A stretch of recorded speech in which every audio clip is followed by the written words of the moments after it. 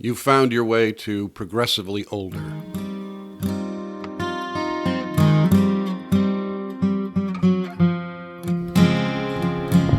The lies had accumulated, little ones, medium, large.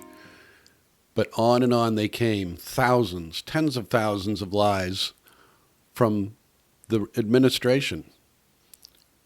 Dozens of lies on a daily basis, just accumulating, building brick by brick by brick by brick, with a right-wing media pretending to be the journalistic affirmation of those claims.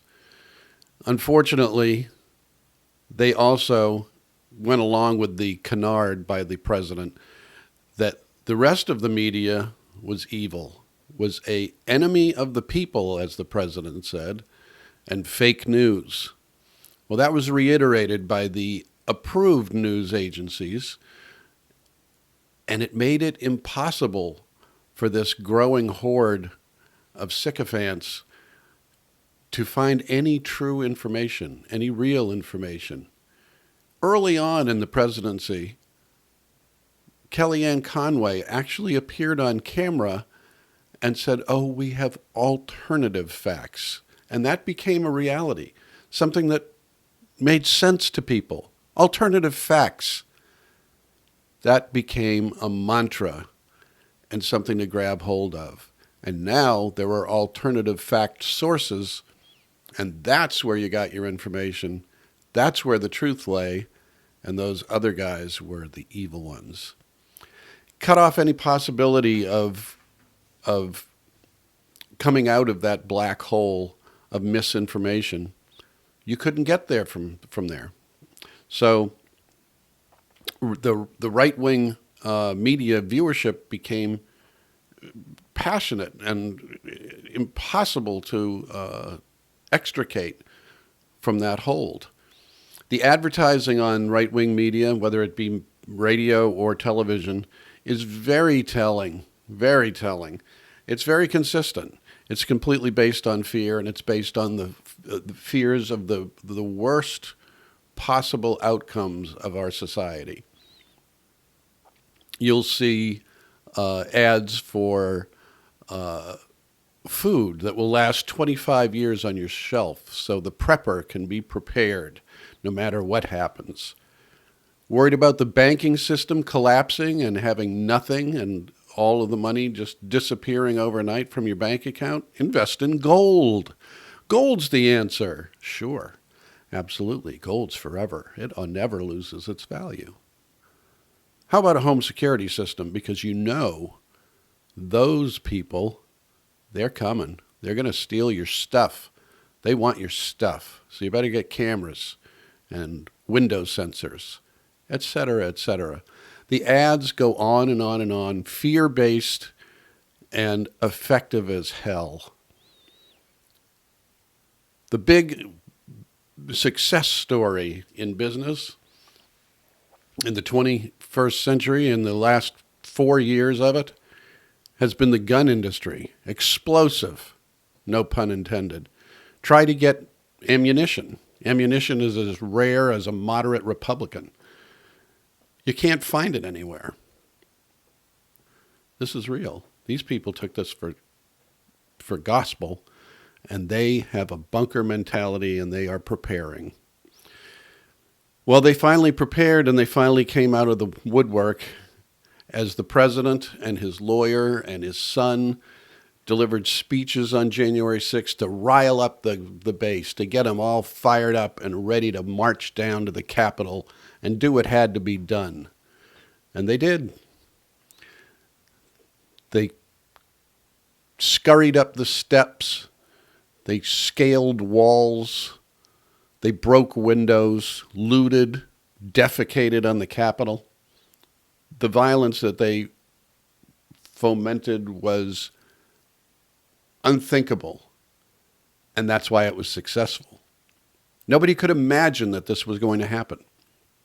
Nobody could imagine that people would actually attack the seat of democracy, the seat of our republic. Nobody imagined it. It just seemed silly.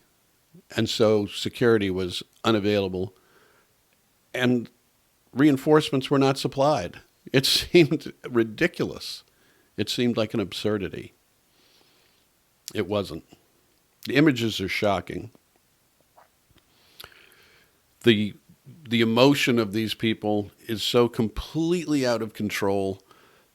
They've lost all semblance of reason, all semblance of thought, of argument, of discussion.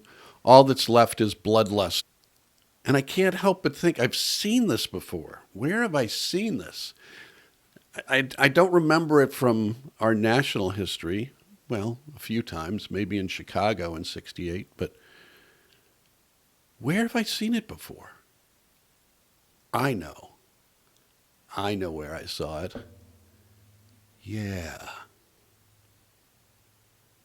World War Z. Yeah, there was no making an argument with the zombies.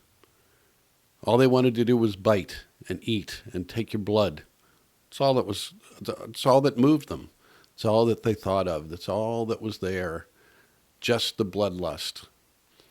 And they came like that, scratching up walls, like rats infesting a ship and finding every corner to ferret themselves into. It happened. We are experiencing the Trump zombie apocalypse. It's upon us. The results of these actions, the results of what they're doing, the results of this infestation they're unseen by this mob. They don't understand where this is headed and what will come of it. They pose, they preen on camera in the Capitol, seemingly thinking that their actions will be celebrated, that they will be heroes to the nation, that this is all it will take to have the country come around and see the great disservice that's been done to this sad group of miscreants. This is all it'll take. The country is going to come to the rescue and be energized finally to do the right thing as they see it. What they don't understand is that what they're doing has awakened a latent decency in America, a decency that was unexercised.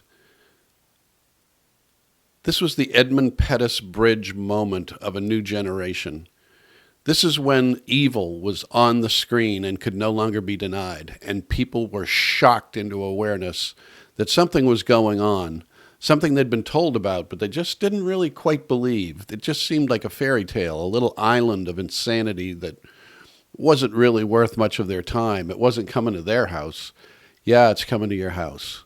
And it's bigger than you think it is, and it's growing, and it's going to have to be defeated.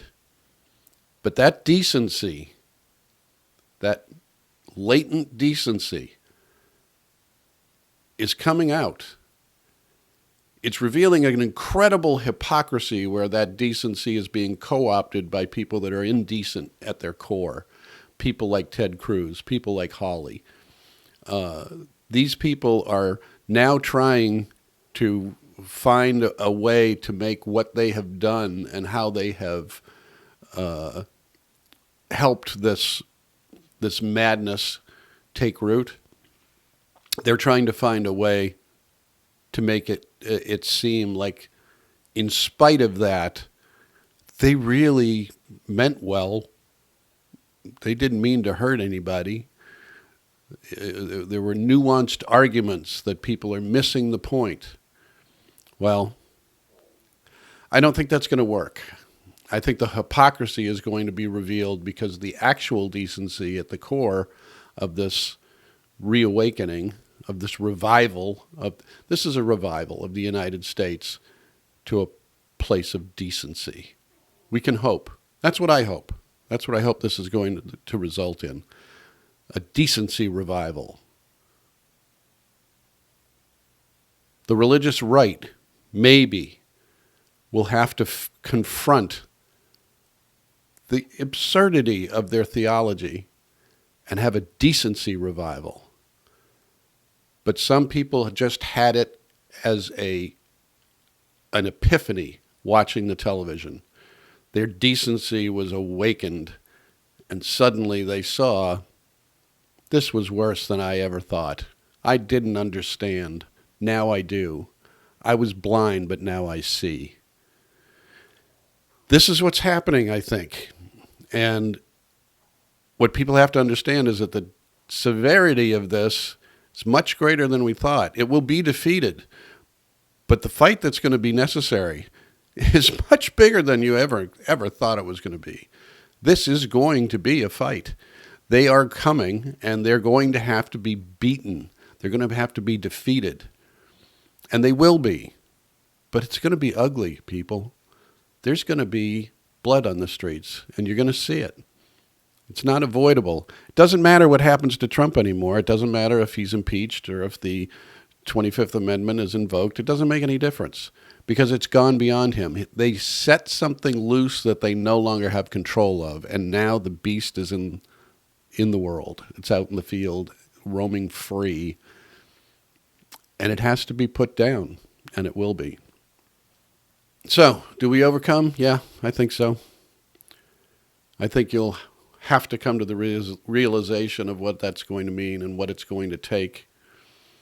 There's a domestic enemy that has risen from the ashes of the most failed presidency in the history of the country, most likely, but certainly in our lifetimes. There's a fascist horde now that has to be defeated. Again, this has been Progressively Older.